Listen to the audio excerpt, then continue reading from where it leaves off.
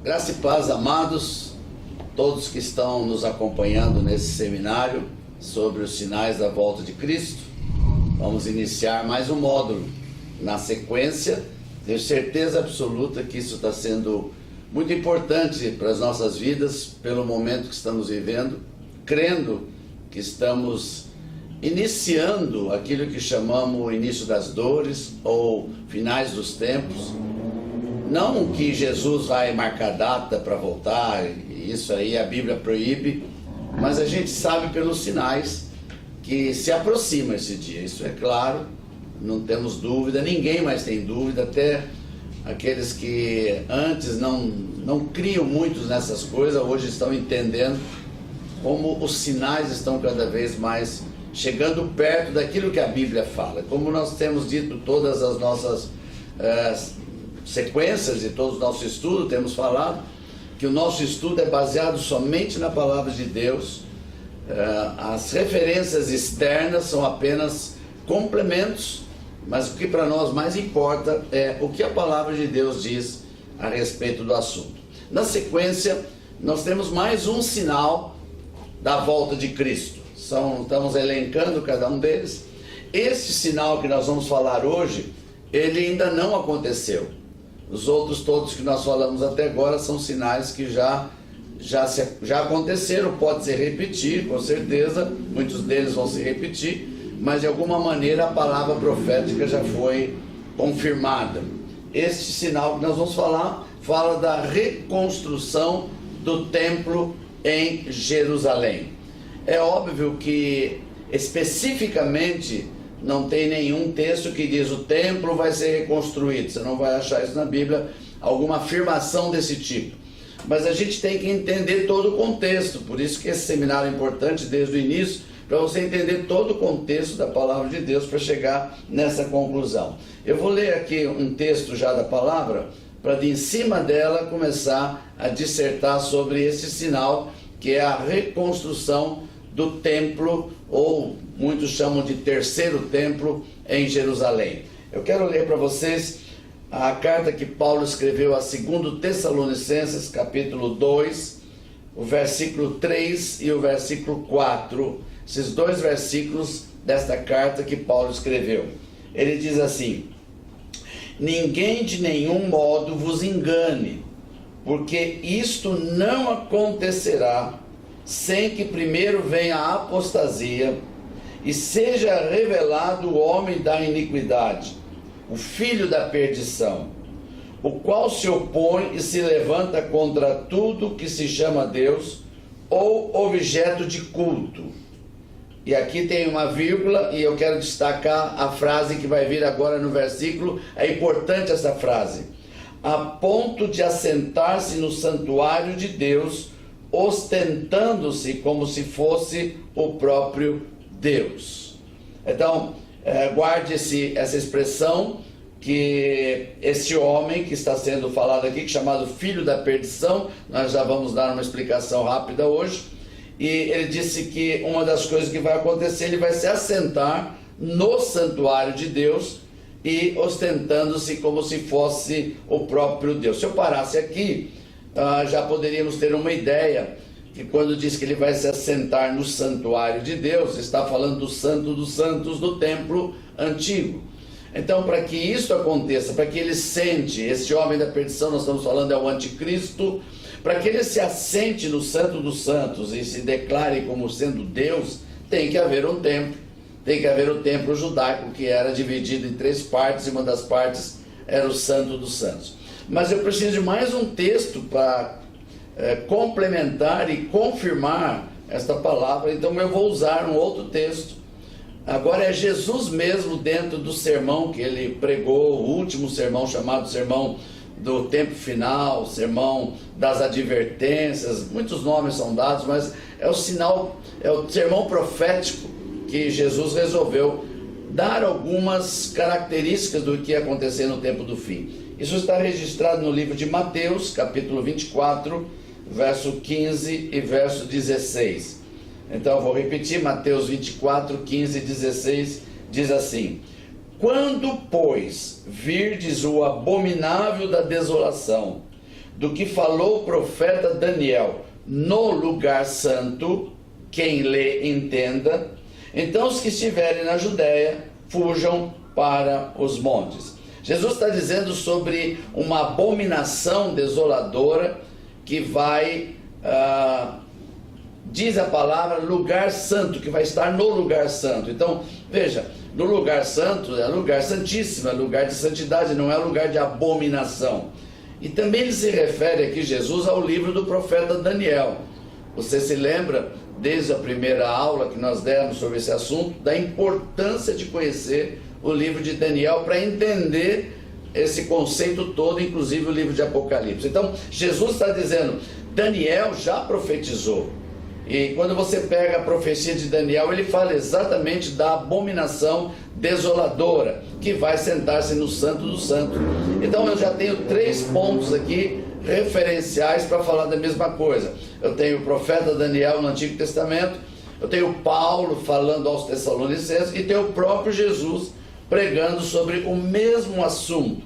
Isso significa que há necessidade de construir esse templo para que volte a ter os sacrifícios, volte a ter todas as coisas que havia no templo, para que os judeus entendam que ali vai ser o templo da chegada para eles do Messias. Aqueles que não têm Jesus, será o Messias pela primeira vez, mas os que já aceitaram Jesus sabem que agora é a segunda vinda de Jesus para a terra. Então, esse templo terá que acontecer. Eu guardei uma reportagem mais antiga, de 1987. Veja bem, 1987. Isso já vão fazer aí 13 mais 20, 30 e tantos anos atrás.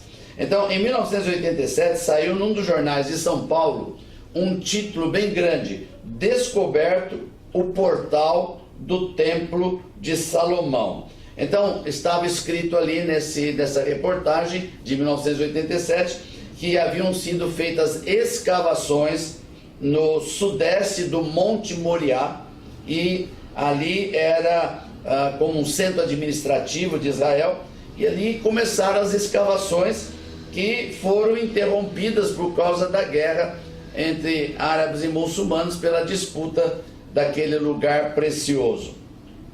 Nós vamos daqui a pouquinho passar um vídeo de um documentário que eu copiei no YouTube. É um documentário aberto, está aí, é público, não é segredo, não é um canal privado, é um documentário entre tantos, tem diversos documentários, mas entre eles eu escolhi esse para falar sobre como está hoje a questão da reconstrução do templo.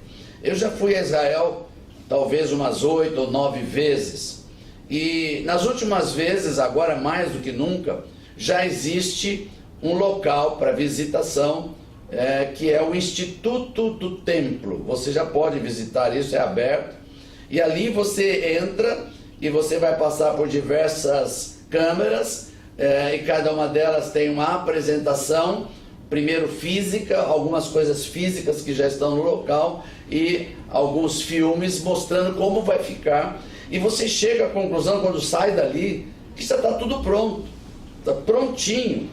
E nesse documentário você vai ver que realmente isso está acontecendo e já está pronto. O que falta somente é que comece a construção.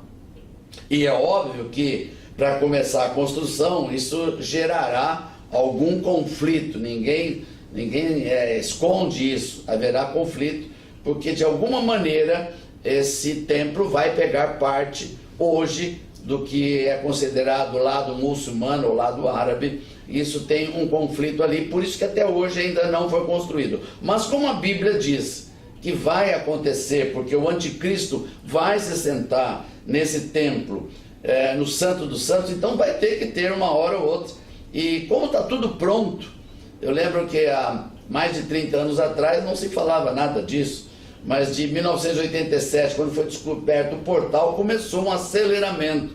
E hoje, em 2020, aquilo que faz parte do templo, a parte interna, todos os objetos, todos os instrumentos, as vestes sacerdotais, a questão das ovelhas para o sacrifício, tudo isso já está pronto, preparadinho, Tanto é que já existe Instituto do Templo para mostrar aos visitantes tudo que já está sendo feito. O que falta só é definir o local e começar.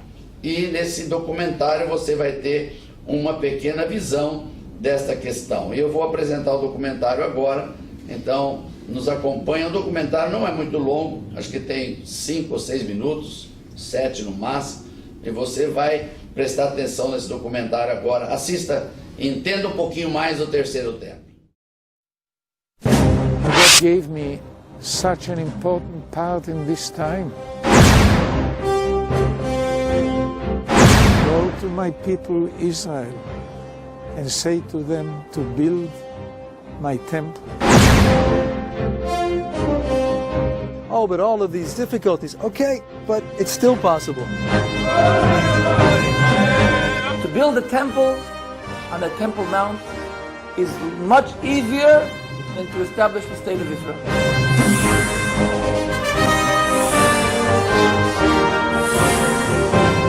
At first, they started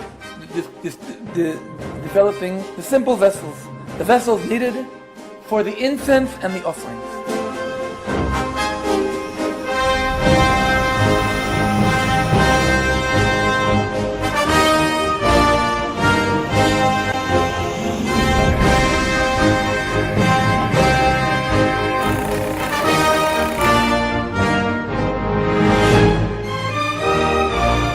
We did something like 7-8 items for the temple. We have a list of 99 items to do. And we will now start to be in a hurry to succeed to do all the items before the temple will build. At the same time, they were creating the musical instruments, the harp, the lyre,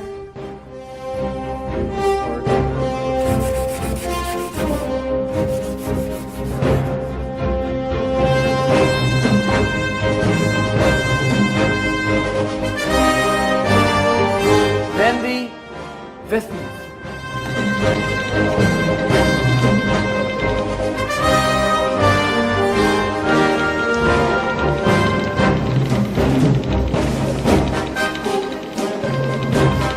And this menorah is a $3 million menorah.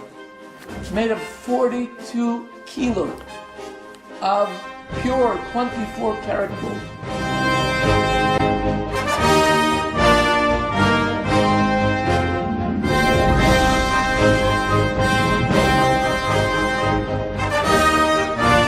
And now, the latest project is there's a team of architects who are working on the blueprint.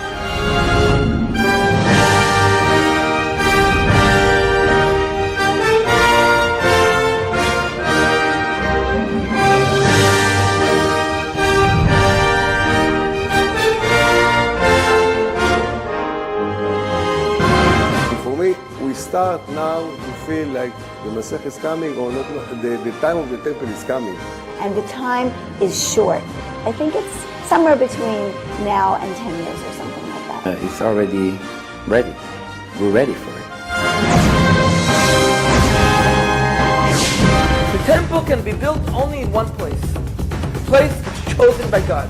Only in the place that God chose thousands of years ago to build His temple.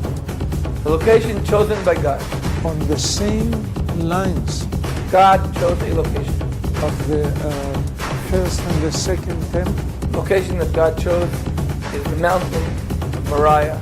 And the Holy Temple has to be planted on the Holy Temple in Jerusalem. The location chosen by God is the place today where the rock is, on the Temple Mount.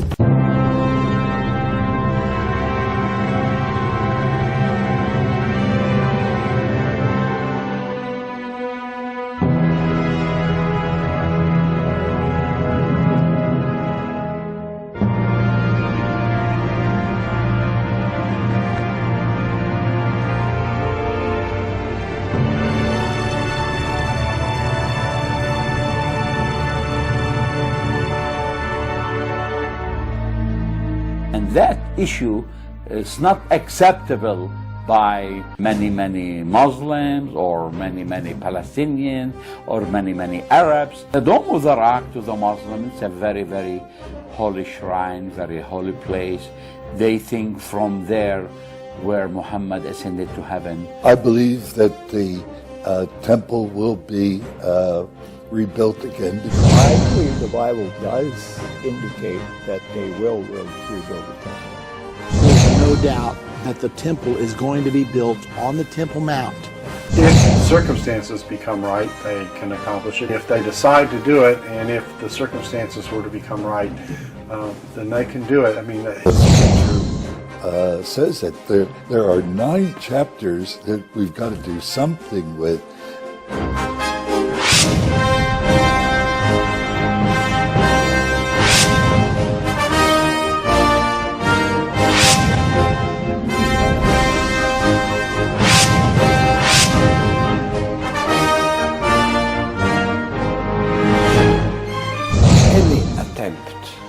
To rebuild the temple here and now would lead to horrible disasters. Would lead to a kind of what they call intifada or revolt or maybe war and so on. In the Arab world, in all the Muslim countries, in Pakistan, in Indonesia, in Afghanistan, in Egypt, in Syria, there will be a big movement. Maybe the Islamic Organization Conference, which have 70 countries, might do something. With the cost of an awful lot of Israeli and Arab lives, too, that are lost in the war. It will be, I think, something like 5/6 of the army that comes up against Jerusalem will perish. But that's what will happen at that time. It'll take just months and months to bury the dead. The big battle at the end of the tribulation is the battle at Armageddon.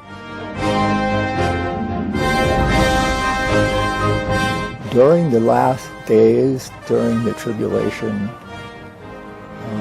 actually before the Lord comes, there will be a change. I think the building of the temple signals things are coming to an end very quickly.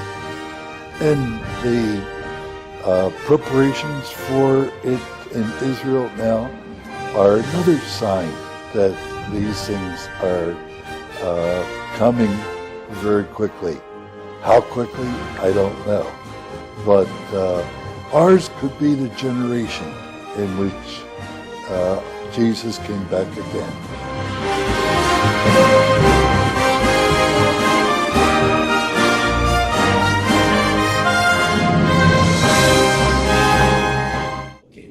Agora, por que também isso é importante, né? Tudo que Deus tem algo assim muito forte, muito preparado, parece que o diabo quer tomar conta daquilo para que aquilo se torne também um instrumento de poder de Satanás.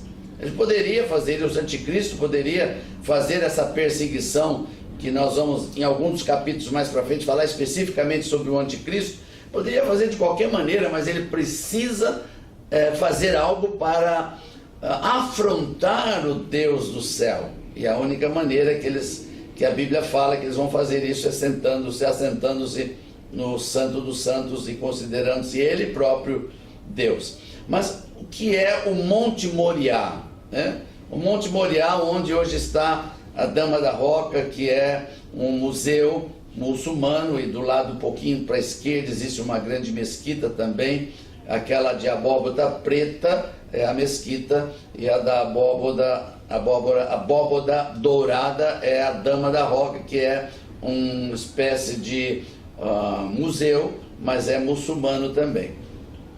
Aquele lugar é o Monte Moriá, toda aquela parte, inclusive aquele muro das lamentações, onde os judeus vão permanentemente, eu já estive ali pessoalmente, e que eles ficam orando ali diante do muro e colocando seus pedidos, tudo isso faz parte do templo antigo e que vai ser reconstruído. Agora veja que coisa interessante, Tudo começou lá atrás, há muito tempo atrás, quando Deus pediu para Abraão entregar Isaac em sacrifício, para conhecer o coração de Abraão, se Abraão realmente era um adorador, se ele cria realmente em Deus, se ele tinha fé. Então Deus mostrou o lugar, e o lugar que Deus mostrou foi o Monte Moriá. Foi ali exatamente que, ao levantar a faca para matar Isaac, Deus mandou ele parar, porque ali ele viu que Abraão amava de verdade, e ali aparece o cordeiro substituto, que fisicamente naquele momento, mas nós entendemos teologicamente, simbologicamente, profeticamente, que aquela era a aparição de Jesus profético, que um dia viria substituir o sacrifício de todos os homens no lugar do pecador. E isso aconteceu naquele momento. Depois, mais para frente, você continua caminhando na história de Israel e você vai entender a importância que Davi tinha dado para o templo. Ele sentiu no coração que ele deveria levantar esse templo. E que templo era esse? Era o templo que ele precisaria dar de glória ao Senhor. E aonde que ele faz esse templo? Quando você chega em 2 Reis, capítulo 2, 3 e 4, que Salomão, o filho dele, é que vai construir o templo, e ele vai consagrar, você vê exatamente ali nos textos escrito no Monte Moriá. Ou seja, o mesmo lugar que Abraão entregou Isaac em sacrifício, esse mesmo lugar Salomão constrói o templo do Senhor.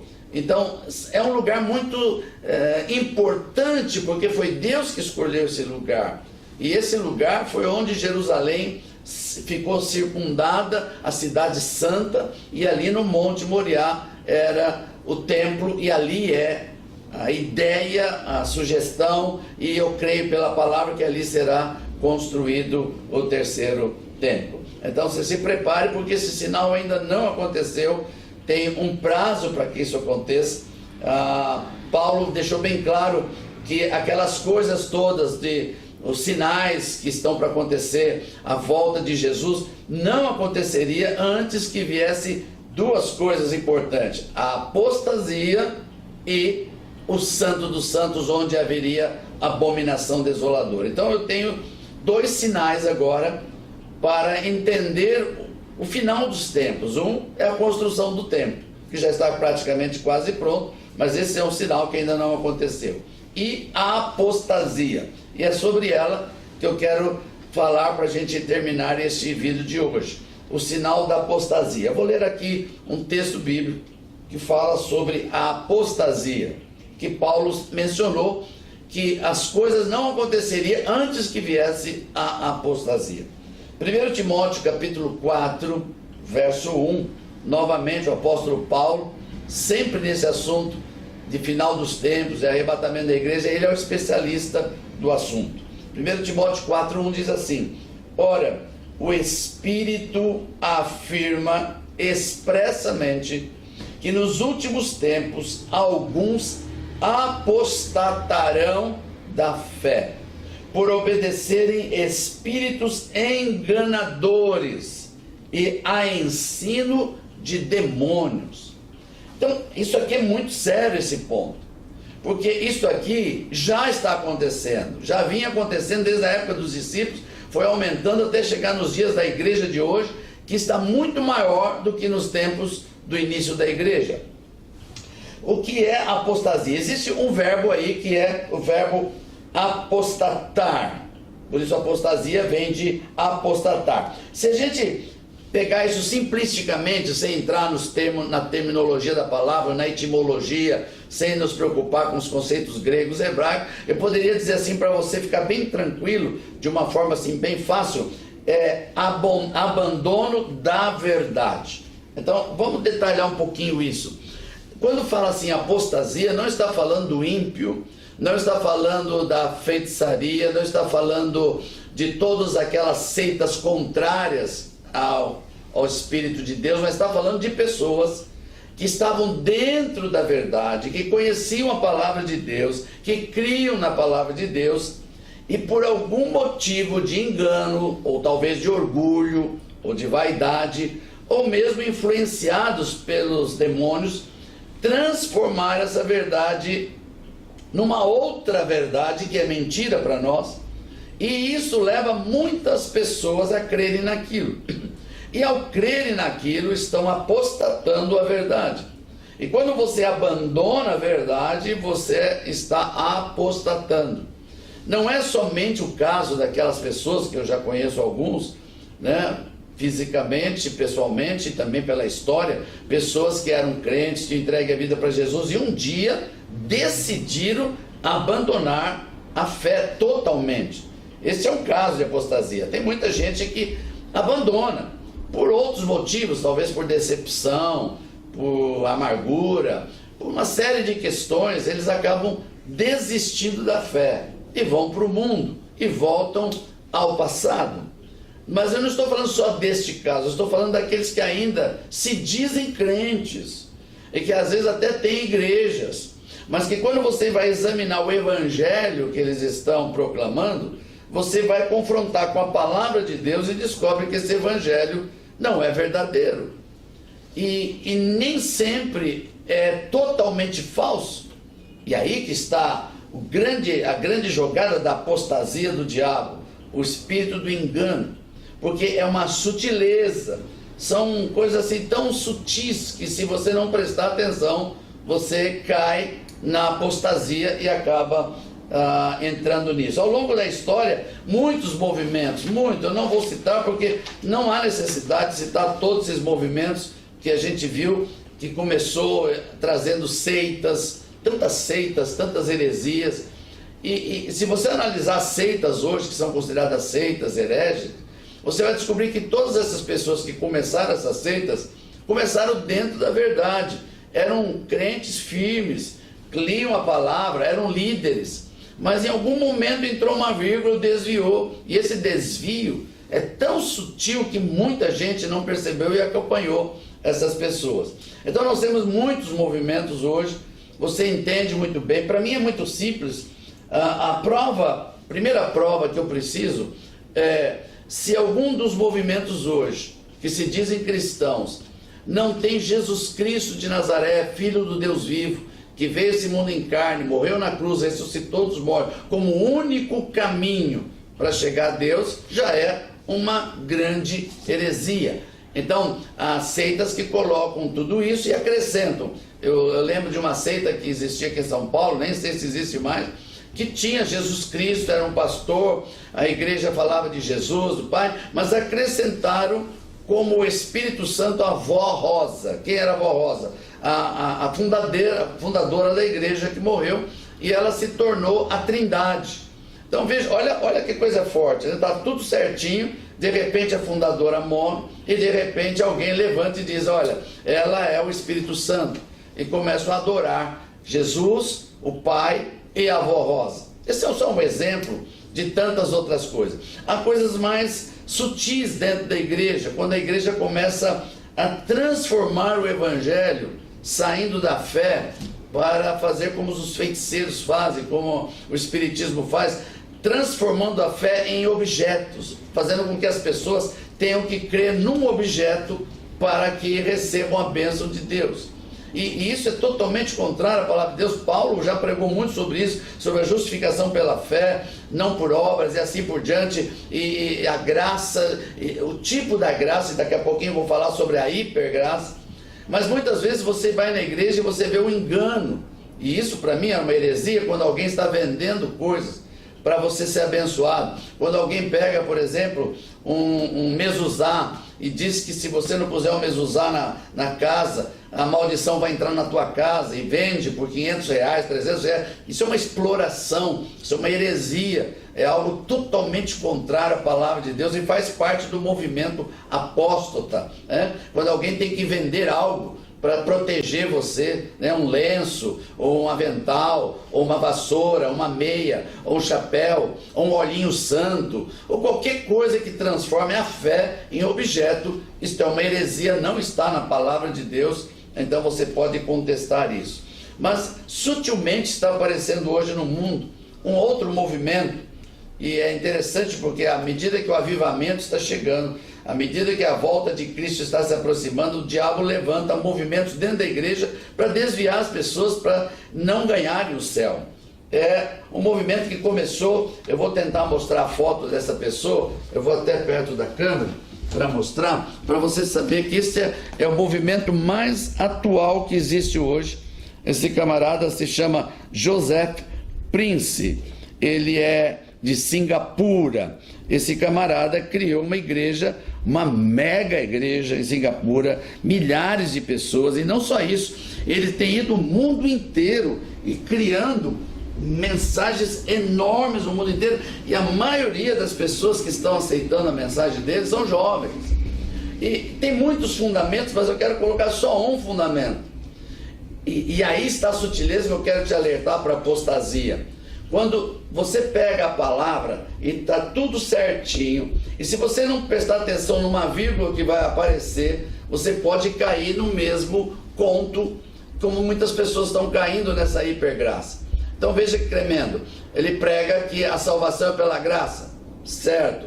Ele diz que a graça de Deus é maior que qualquer coisa, certo? Se não fosse a graça de Deus, nós estaríamos perdidos, certo? Mas aí entra a vírgula da seguinte: a graça de Deus é tão poderosa que já perdoou os teus pecados passados, ok? Presentes, ok? E futuros, Porque se eu crer que Deus já me perdoou os pecados futuros que eu ainda vou fazer, então não tem nenhum problema, eu posso pecar à vontade. Eu posso ser levado a dizer o seguinte: qual é o problema de viver qualquer coisa no mundo? Vamos aproveitar o mundo, porque se eu tenho Jesus, já declarei Jesus, ele já perdoou até o que eu não fiz ainda. Isso leva a uma abertura enorme, porque cai fora a questão da santidade. A Bíblia diz que sem santificação ninguém verá a Deus, e não diz que essa santificação já foi perdoada. Santificação e graça são duas coisas.